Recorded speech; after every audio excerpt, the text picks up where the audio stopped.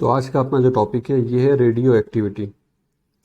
तो radio activity को discover किया बैकरल ने 1896 में। रेडियो एक्टिविटी है क्या?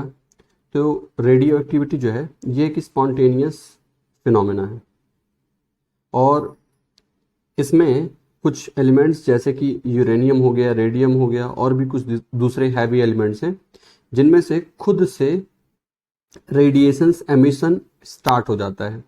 तो इस प्रोसेस को क्या बोलेंगे? इस फिनोमिनन को बोलेंगे रेडियो एक्टिविटी। और ये जो एलिमेंट्स होंगे जिनमें से रेडियो एक्टिव एमिशन हो रहा है, ऐसे एलिमेंट्स को बोलेंगे रेडियो एक्टिव एलिमेंट्स।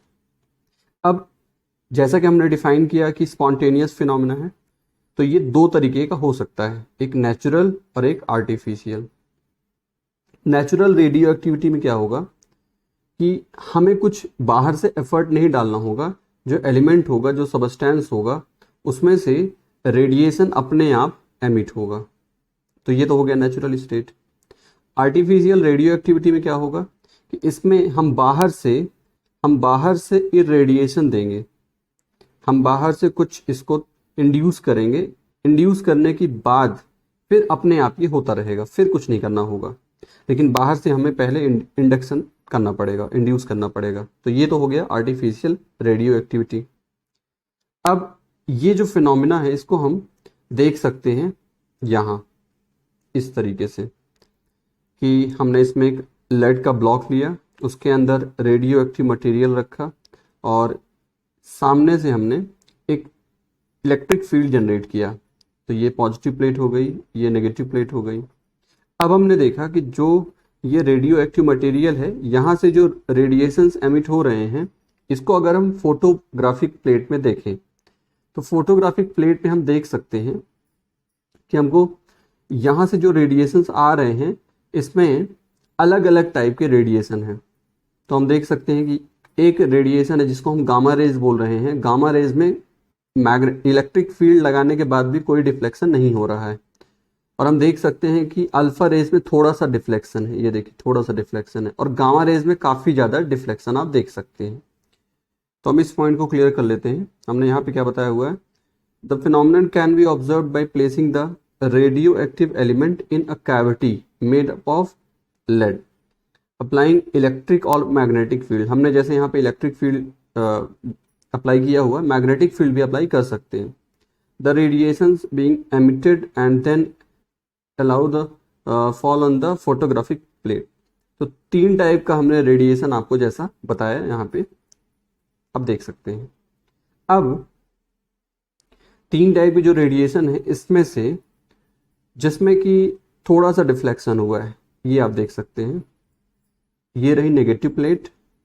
और जो रेडिएशन नेगेटिव प्लेट की तरफ जा रहा है और थोड़ा सा डिफ्लेक्शन शो कर रहा है, इतना डिफ्लेक्शन शो कर रहा है केवल, इसको तो क्या बोल देंगे? Alpha rays. ये क्या है? Alpha rays. और ये जो रेज हैं ये जिन पार्टिकल्स से मिलकर बनी हुई हैं, इन पार्टिकल्स को हम क्या बोल देंगे? इनको बोल देंगे अल्फा पार्टिकल। ठीक। तो यानी कि रेडियो एक्टिव मटेरियल से एमिट होने वाले वो रेडिएशन, वो रेज जो कि पॉजिटिव चार्ज कैरी करती हैं, क्योंकि तभी तो नेगेटिव प्लेट की तरफ डिफ्लेक्ट हुए। जो पॉजिटिव चार्ज कैरी कर रही है उसको हम क्या बोल देंगे? उसको बोल देंगे कि ये जिस पार्टिकल से मिलकर बनी हुई है वो पार्टिकल्स कौन से हैं? Alpha particles. ठीक। और ये देखा गया है कि ये जो पार्टिकल्स हैं, ये जो अल्फा रेज हैं, ये जिन पार्टिकल्स से मिलके बनी है, ये जिन पार्टिकल से मिलके बनी है, उन पार्टिकल्स में चार्ज का पता लगा हमें कितना होता है? +2 यूनिट होता है। यानी जितना इलेक्ट्रॉन में चार्ज होता है उसका आप 2 टाइम्स कर दो पॉजिटिव में, तो ये +2 यूनिट इसमें चार्ज होता है। और मास कितना होता है?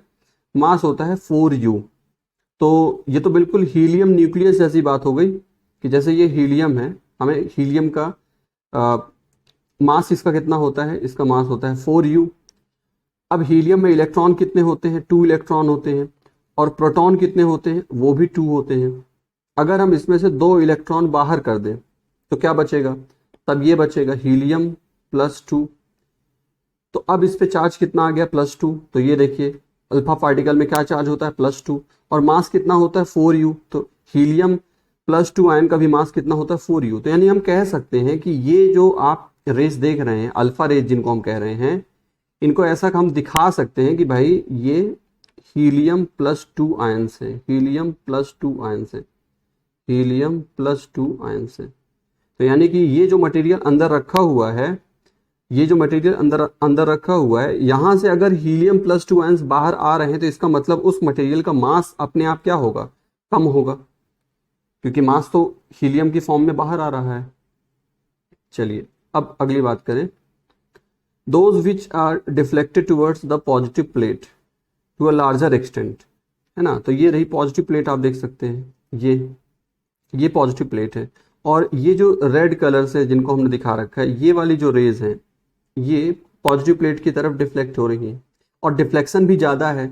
अगर ज़्यादा डिफ्लेक्शन है तो इसका ये मतलब हुआ कि ये जिन पार्टिकल्स से मिलके ये बीटा रेज बनी हुई हैं, इन पार्टिकल्स का जो मास है वो कम है। लाइट पार्टिकल होगा तो डिफ्लेक्शन ज़्यादा होगा, और यहाँ डिफ्लेक्शन कम हो रहा था, अल्फा रेज में डिफ्लेक्शन कम हो रहा था। तो कम इसलिए हो रहा था क्योंकि उसमें मास कंपैरेटिवली ज़्यादा है, और यहाँ कम मास है, इसीलिए इसमें डिफ्लेक्शन जो हुआ ज़्यादा हुआ है। और चार्ज इस पे क्या है, चार्ज इसमें माइनस होगा, क्योंकि माइनस चार्ज है तभी पॉजिटिव प्लेट की तरफ डिफ्लेक्ट हो रही है। तो अब देखिए यहाँ पे हमने क्या दिया, हमने कहा कि भाई जो पॉजिटिव प्लेट की तरफ डिफ्लेक्ट हो रही है रेज, उसको तो हमने क्या बोल दिया, बीटा रेज बोल दिया, ठीक। और ये जिन पार्टिकल्स से मिलकर बनी है उनको हमने बोल दिया बीटा पार्टिकल्स। और बीटा पार्टिकल्स पे उतना ही चार्ज होता है और उतना ही मास होता है जितना कि इलेक्ट्रॉन में। तो इसलिए हम इसको कैसे रिप्रेजेंट कर सकते हैं, इस तरीके से रिप्रेजेंट कर सकते हैं दिखाने के लिए कि यार इसमें चार्ज जो है उतना ही है जितना इलेक्ट्रॉन पे, तो -1 कर दिया, और जो मास है, मास जो है वो इलेक्ट्रॉन का क्योंकि काफ़ी कम होता है प्रोटॉन से, तो हमने यहाँ पे मास 0 दिखा रखा है। वैसे मास इसका इन पार्टिकल्स का कितना होगा, इलेक्ट्रॉन के मास के इक्वल होगा। तो ये हो गया, इसका मतलब यहाँ हम दिखा सकते हैं कि ये जो बीटा रेज हैं एक्चुअली ये क्या है, ये इलेक्ट्रॉन की स्ट्रीम है। ये जैसे कैथोड रेज को हमने बोला था स्ट्रीम ऑफ इलेक्ट्रॉन, तो वैसे बीटा रेज भी क्या है, स्ट्रीम ऑफ इलेक्ट्रॉन। डिफरेंस ये है कि जो कैथोड रेज हैं वो तो एक डिस्चार्ज ट्यूब के अंदर कैथोड से एनोड की तरफ जा रही होती हैं, लेकिन ये तो केवल एमिट हो रही, एमिशन हो रहा है इनका, ऐसा नहीं है कि कहीं इन्हें जाना है ना, बस ये जा रही हैं, यानी कि ये कोई मटेरियल है, इस बस मटेरियल से बाहर आ गई हैं, ठीक है भाई। तो ये थोड़ा सा डिफरेंस है इसमें। अच्छा, अब जो ये थर्ड वाली है जिसमें कि कोई डिफ्लेक्शन नहीं हुआ है, ये जो बिल्कुल सीधी निकल गई, ना प्लस की तरफ गई ना माइनस की तरफ गई, ये जो रेज हैं इनको हमने बोला है गामा रेज। इनको क्या बोला, गामा रेज। और ये जो रेज हैं ये पार्टिकल्स से नहीं बनी होती हैं, ये इलेक्ट्रोमैग्नेटिक रेडिएशन है। जैसे लाइट होती है, तो लाइट में तो फिर भी हम इसमें अभी बात चल रही है कि भाई इसका डुअल नेचर है, पार्टिकल नेचर भी है और वेव नेचर भी है, तो गामा रेज का भी वैसा ही है। तो अभी हम लाइट के जो पार्टिकल्स होते हैं उसके मास की तो बात नहीं करते हैं, हम ये तो नहीं कहते कि लाइट का जो पार्टिकल है उसका कुछ मास भी होता है। हम ये जरूर कहते हैं कि डुअल नेचर होता है, लेकिन ये नहीं कहते कि उसका मास होता है कुछ। तो इसी तरीके से गामा रेज का भी नेचर होता है। तो ये इलेक्ट्रोमैग्नेटिक रेडिएशन है। अब ये जो 3 तरीके का रेडिएशन है, इसको हम एक टेबुलर फॉर्म में इसमें हम डिफरेंस देख लेते हैं। तो देखिए, अगर नेचर की बात करें तो नेचर की बात तो अल्फा पार्टिकल की हो गई। ये क्या है, हीलियम न्यूक्लियाई है, यानी कि हम इसको ऐसे बोल सकते हैं हीलियम ++। और अल्फा पार्टिकल्स क्या है, ये नेगेटिवली चार्ज पार्टिकल्स हैं, ये हाई वेलोसिटी इलेक्ट्रॉन हम इनका नेचर कहेंगे। और जो गामा पार्टिकल है ये तो इलेक्ट्रोमैग्नेटिक वेव्स हैं। फिर स्पीड की अगर बात करें तो ये थोड़ा ध्यान रखना है आपको, जो स्पीड है वो अल्फा पार्टिकल्स की 10⁻⁷ मीटर पर सेकेंड यानी लाइट से कम है, और इसका जो स्पीड है वो 2.7 × 10⁸ मीटर पर सेकेंड लाइट के थोड़ा नज़दीक है। और जो गामा रेज होती हैं इनकी जो स्पीड होती है एग्जैक्टली लाइट की स्पीड के बराबर ही होती है। वैक्यूम के लिए है ये। अच्छा, फिर रेस्ट मास की अगर बात करें तो यानी कि हम एग्जैक्टली मास की ही बात कर रहे हैं। रेस्ट मास तक की अगर बात करें, अगर हम इस पार्टिकल्स को अलग से आइसोलेट कर लें, उसका मास देखें कितना है, तो वो मास एग्जैक्टली उतना होगा जितना प्रोटॉन का मास होता है उसका 4 टाइम्स।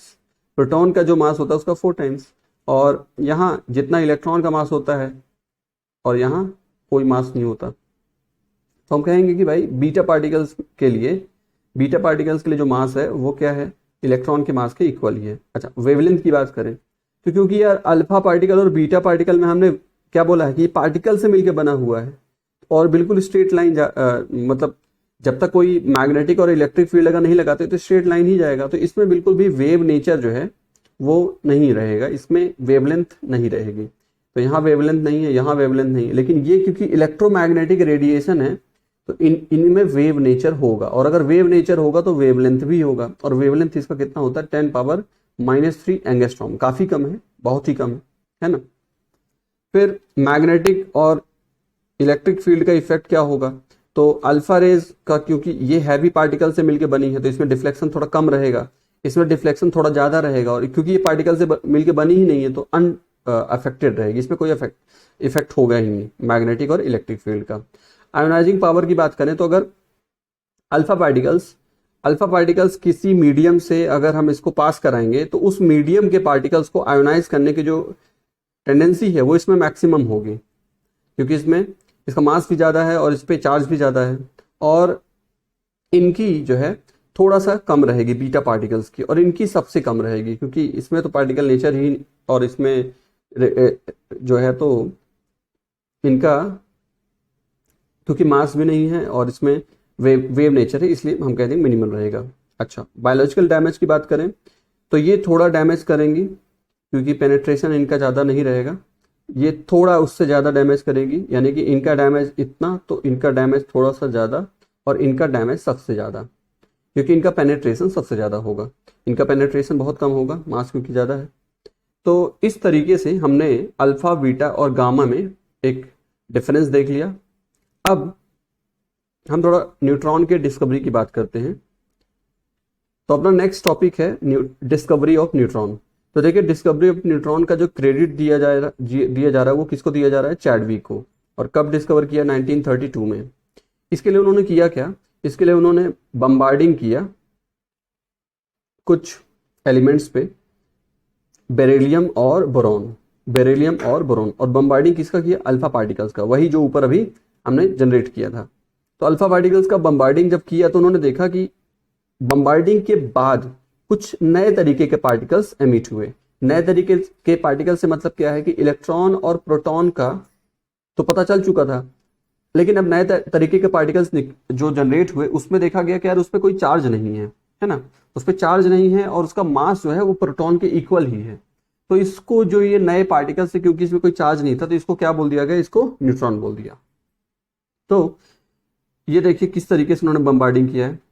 ये रहा बेरिलियम, और बेरिलियम का हमें पता है कि मास कितना होता है, 9U होता है, ठीक। और इसमें अगर हम अल्फा पार्टिकल की बम्बार्डिंग करेंगे तो इसका मास कितना है, 4 है। तो इससे हुआ क्या कि बेरिलियम का जो एटम था वो किस में कन्वर्ट हो गया, कार्बन एटम में, और कार्बन का मास कितना होता है, 12।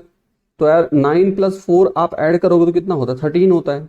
तो इसका बाकी का मास कहाँ गया, बाकी का मास अलग से, जो इसमें न्यूट्रॉन है वो अलग से रिलीज हो गया। तो इस तरीके से इसका 1U यहाँ पे आप देख सकते हैं, एडजस्टमेंट देख सकते हैं। यानी कि अल्फा पार्टिकल है, अल्फा पार्टिकल, और इसका बम्बार्डिंग हुआ बेरिलियम में तो ये कन्वर्ट हो गया किसमें, कार्बन में, और साथ में रिलीज क्या हुआ है, न्यूट्रॉन रिलीज हुआ है, इस तरीके से। इसी तरीके से बोरॉन में अगर देखें तो बोरॉन में अल्फा पार्टिकल की अगर बम्बार्डिंग करेंगे, मास इसका 4U है और इसका मास होता है 11 बोरॉन के लिए। टोटल मास कितना होना चाहिए, 15 होना चाहिए, और इससे बन क्या रहा है, नाइट्रोजन, और नाइट्रोजन का मास कितना है, 14। तो 1 जो इसका U जो इसका डिडक्ट हो रहा है वो कहाँ गया, तो वो न्यूट्रॉन की फॉर्म में रिलीज हो गया।